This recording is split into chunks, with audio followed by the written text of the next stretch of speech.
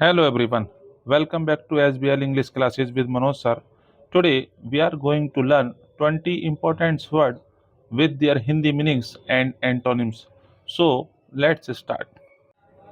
तो dear students, चलिए शुरू करते हैं।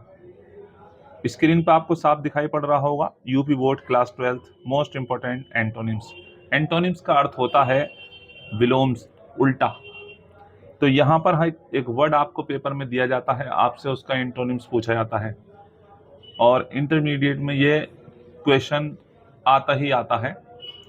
तो यहाँ मैंने आपके लिए 20 एंटोनिम्स सिलेक्ट किए हैं जो आपके लिए बहुत ज़्यादा यूज़फुल होंगे। तो आप बहुत ही मन से इन्हें याद कर लें, जब आप पेपर में जाएंगे तो किसी भी प्रकार की आपको उलझन नहीं होगी। और मैं आशा करता हूँ कि इनमें से कोई ना कोई आपको परीक्षा में मिल ही जाएगा। तो चलिए देखते हैं अपना पहला वर्ड। देखिए पहला वर्ड है हमारा रिवील। रिवील का अर्थ होता है प्रकट करना और ये 2011 और 16 में आया था।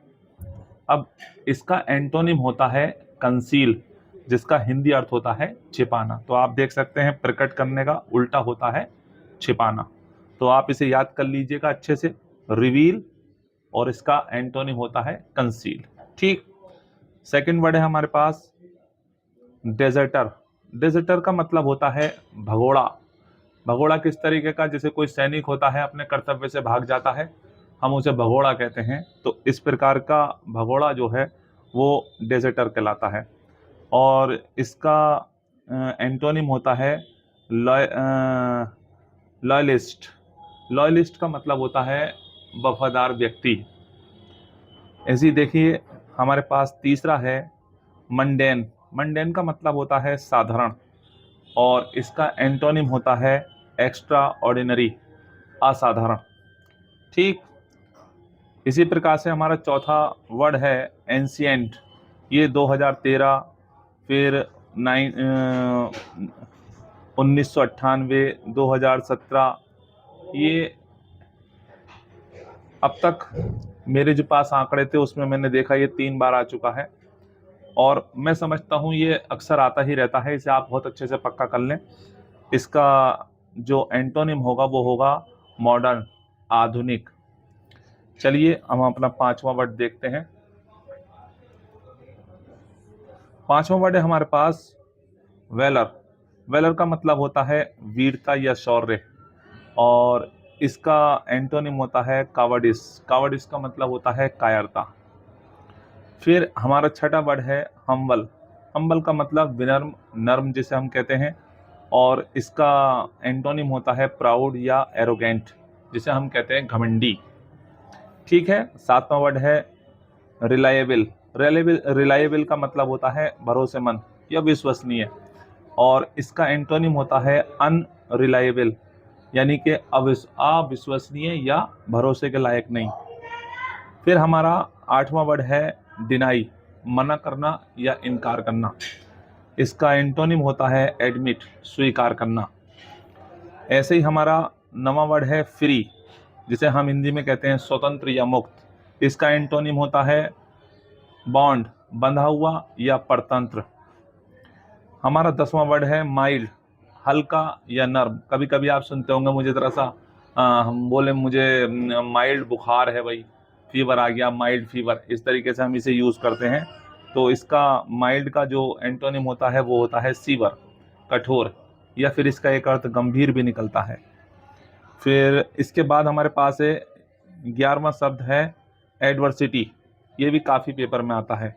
इसका हिंदी अर्थ होता है विपत्ति या कठिनाई। तो इसका एंटोनिम होता है प्रॉस्पेरिटी, समृद्धि या खुशहाली। चलिए अब हम अपना वार्म वर्ड देखते हैं। ठीक है, उम्मीद है समझ में आ रहा होगा। ये टोटल काम आपको याद करने का है। इसके बाद मैं आपको सिनोनिम्स की वीडियो बना के दूंगा, फिर मैं आपको वन वर्ड सब्स्टिट्यूशन की वीडियो बना के दूंगा। इसी प्रकार से मैं आपको होमोफोन्स की वीडियो बना के दूंगा। आशा करता हूँ इस साल जो भी हमारे चैनल से पढ़ रहे होंगे उनके बहुत अच्छे नंबर आएंगे। तो देखिए हमारा 12वां वर्ड है इनिशियल। इनिशियल का मतलब होता है प्रारंभिक या शुरुआती और इसका एंटोनिम होता है फाइनल, अंतिम। इसी प्रकार से हमारा 13वां वर्ड है चीप, सस्ता। और इसका जो एंटोनिम होता है वो होता है एक्सपेंसिव या कॉस्टली, महंगा। मैं ये भी आपसे आशा करता हूं, क्योंकि आप इंटरमीडिएट के छात्र हैं तो हो सकता है आपको ज़्यादातर पता भी हो, लेकिन कोई बात नहीं है। इसे आप जिनको पता है वो रिवाइज कर लें, जिनको नहीं पता है वो अभी से ही याद करने बैठ जाएं। हैंड टू हैंड याद नहीं होते, उस वक्त थोड़ा सा पेट में होल सी होती है कि ये भी करना है वो भी करना है, तो हड़बड़ाहट होने लगती है, सही से याद नहीं हो पाता है। अभी से थोड़ा थोड़ा याद करके रखना शुरू कर दें। चलिए बच्चों, अगला वर्ड देखते हैं। हमारा 14वां वर्ड होगा स्टेल। इसका मतलब होता है बासी। इसे एंटोनिम इसका होगा फ्रेश, माने ताजा। इसी प्रकार से हमारा 15वां वर्ड है सीवर, कठोर या गंभीर, और इसका एंटोनिम होगा माइल्ड, हल्का या नरम। अभी ऊपर इसके आ चुका है इसका उल्टा ही, चलिए फिर भी आप इन्हें सबको अच्छे से याद कर लीजिएगा। फिर हमारा 16वां वर्ड है वर्चू। ये बहुत पेपर में आता है, जैसा कि आप देख रहे होंगे, वर्चू। और इसका मतलब होता है अच्छा गुण, सद्गुण या अच्छाई, और इसका एंटोनिम होता है वाइस, यानी दुर्गुण या फिर बुराई। इसी प्रकार से हमारा 17वां वर्ड है ऑप्टिमिस्टिक, आशावादी, और इसका एंटोनिम होता है पेसिमिस्टिक, निराशावादी। ये भी पेपर में खूब आता। इसके बाद है 18वां वर्ड अराइवल। अराइवल का हिंदी अर्थ होता है आगमन या पहुंचना, और इसका एंटोनिम होता है डिपार्चर, यानी प्रस्थान या रवाना होना।